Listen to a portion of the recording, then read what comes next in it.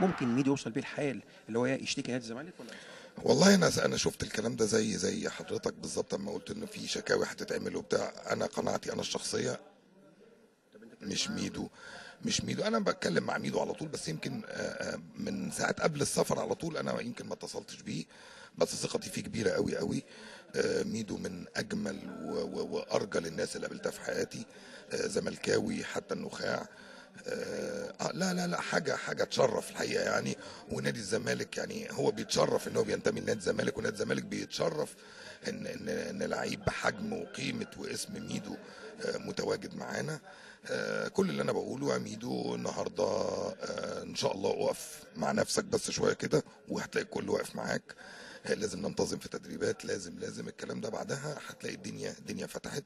هتقول لي ميدو هيشتكي نادي الزمالك؟ مش ميدو. هياخد فلوس فعلا ولا انتوا مأجلين شويه ميدو؟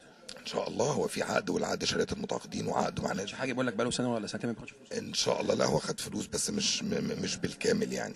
يمكن هي الفتره اللي هو كان مش متواجد فيها.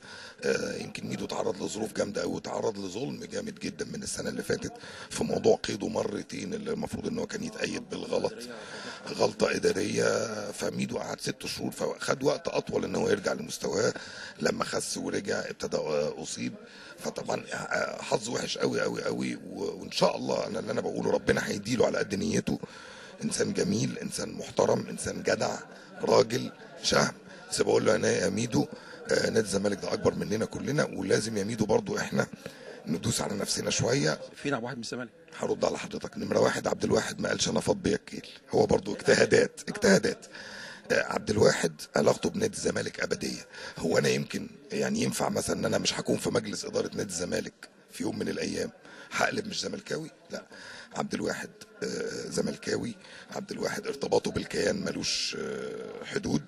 عبد الواحد عنده طموحات في نادي الزمالك بعد ما يبطل كوره. عبد الواحد هيجدد ان شاء الله مع نادي الزمالك ومستمر مع نادي الزمالك.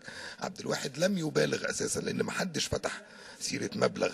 النهارده انا قريت ان عبد الواحد طالب مليون، جاله بمليون دولار، بس هو علشان خاطر نادي الزمالك 750 الف دولار. هذا الكلام ليس له اي اساس من الصحه، كلها اجتهادات. ان شاء الله ان شاء الله في خلال فتره بسيطه جدا هنقعد معاه وهو عارف احنا على طول على اتصال. عبد الواحد ما كانش في السكور شيت اساسا عشان حد يقدر يتكلم يقول الكلمتين دول. عبد الواحد قعد اول 10 دقائق وبعدها الحكم الرابع طلعه لما وضبوا له مكان فوق في المقصوره. ما ينفعش يقعد في وسط الجماهير، خطر طبعا. طبعا فلما وضبوا له المكان عبد الواحد طلع. لكن غير كده العبره طبعا بالسكور شيت انها طبعا الاعلام زود شويه. عايزين يعني زي بالظبط قال لك حصلت خناقه هناك وحصلت مشكله وحصلت، ما حصلش حاجه خالص. ساعات كاميرا ما اعرفش داخله بتصور، قالوا لهم من فضلك ما تصور. دكتور الزمالك ضرب ولا دكتور الزمالك ضرب ولا اي حاجه خالص، ده واحد داخل. طبعا الدكتور ايمن فريد والدكتور عمرو المطراوي الناس كلها، انا ما حصلش الكلام ده خالص. انا طلعت في ساعتها قلت يا جماعه ما حصلش حاجه.